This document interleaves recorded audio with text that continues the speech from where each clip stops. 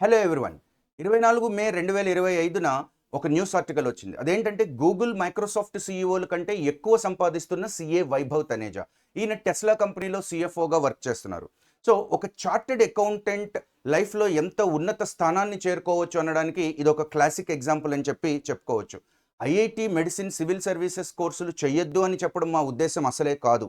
కానీ IIT civil services medicine లాంటి కోర్సెస్లో పెట్టేటువంటి ఎఫర్ట్స్ సిఏ కోర్సెస్లో పెడితే చాలా ఈజీగా మీరు సక్సెస్ అవ్వచ్చు, లైఫ్లో సెటిల్ అవ్వచ్చు అని చెప్పడం మాత్రమే మా ఉద్దేశ్యం. ఎందుకంటే సిఏ కోర్సెస్లో ర్యాంక్స్ తెచ్చుకోవాలనేటువంటి స్ట్రెస్ అసలు ఉండదు, డొనేషన్స్ అనే కాన్సెప్టే ఉండదు.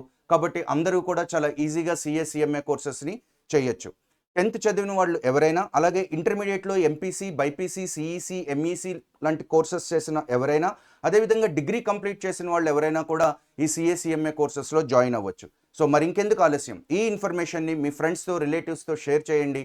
వాళ్ళు కూడా సరైనటువంటి నిర్ణయం తీసుకునేలాగా గైడ్ చేయండి. All the best.